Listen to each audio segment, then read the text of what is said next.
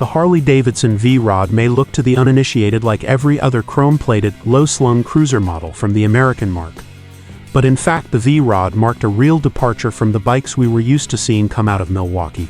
Not only did Harley install a real wow factor in the way the bike rides that extends way above the chrome, it also managed to make it look aggressive enough to throw out any feelings of leather chaps and pisspot helmets.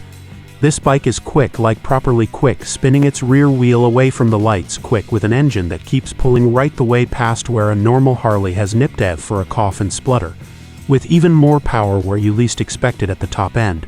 Combine that with all-American hot rod and dragster-inspired styling, and you've got what Harley calls the start of their new VRSCA family, the A, because the V Rod is the first in a new line of performance customs in this vein, and the rest for V-twin racing street custom. It's like no other Harley you've ever looked at before.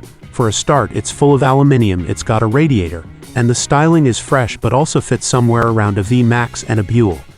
Though Harley claimed they originally had the idea for this bike in 1995, so claim they've copied no one but themselves. One thing's for certain, just as you think every year they're going to bring out a bike with new rubber engine mounts and a restyled seat and mudguard, they've still got it in them. 99 years old or not, this is a bike for the modern age.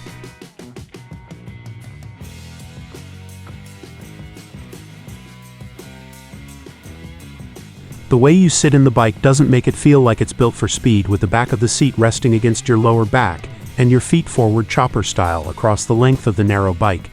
Just be careful not to burn your legs on the right-hand side pipes. Above 70 mph your legs start flapping around a bit, but the bike is dead stable and pretty comfortable once you've got used to your feet sitting out front. And besides, this is a performance cruiser, not a sports bike or tourer. Laid back, the bike doesn't feel like it should be something that goes round corners, but it copes with them quite well. Despite the relaxed steering and fork angle, where the forks look like they're a few feet in front of you when you're riding, it turns beautifully. Pitch it into a corner easy now, as there's still not tons of ground clearance, and despite its long wheelbase, the bike's dead easy to flick from left to right. There's plenty of engine braking to let you roll off between corners, but the brakes are fine if you need them. Like a lot of custom bikes carrying this much weight, the bike works well by using a fair bit of back brake as well as front. The front caliper is more than up to it, and there's considerably less dive than on older Harleys. The forks are still soft, but they seem to work, and you actually have some idea of when it's going to lock the front tire rather than just doing it.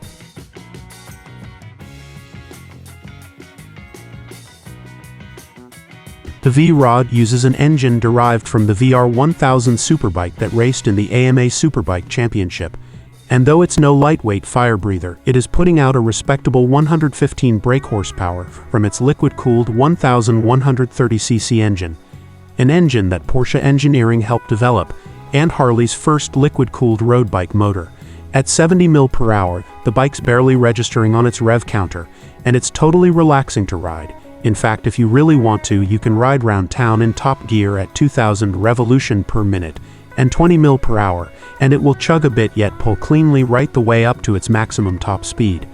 For the record, first gear is good for 50 mph, second for 80 mph, and its top speed is reckoned by Harley to be between 137 miles per hour and 140 miles per hour, depending on different bikes. The engine is the real reason for this bike's existence, and it's an absolute classic. Forget all preconceptions you've got of this bike and let the engine do the talking. There's really two ways to ride it. One is to leave the revs down low and ride the 74 pound-feet of torque short shifting out of every corner and feeling it vibrate a bit, as that classic big twin noise booms from the twin mufflers. It's surprisingly loud as standard, but it all seems to be from the pipes, not the airbox. And because it's a 60-degree V-twin, it's more jacket potato than the traditional potato-potato noise. But if short shifting isn't your thing, you can ride it like a real bike and ring it for all it's worth. The motor is dead smooth and quiet compared to a conventional Harley, and it's got a real kick in the top end. You can feel the engine pulling hard up to 5,000 revolution per minute, and if you didn't have a rev counter, you'd swear that was all it had. But investigate a little more and twist the throttle harder, and it feels like the bike has a supercharger.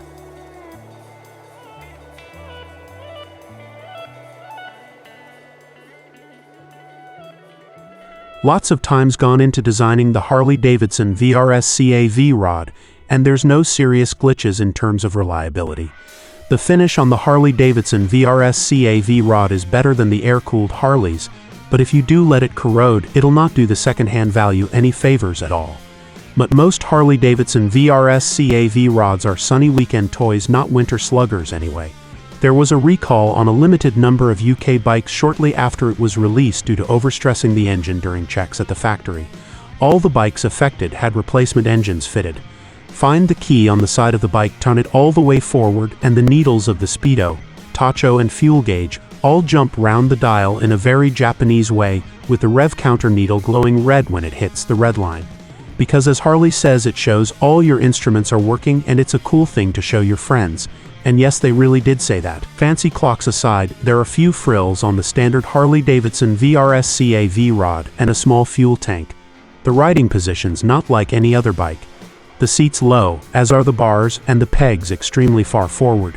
It's not a comfy position for most people, but at least you can dip into the enormous range of accessories. Both official and unofficial get the Harley Davidson VRSCA V Rod's ergonomics closer to what you need.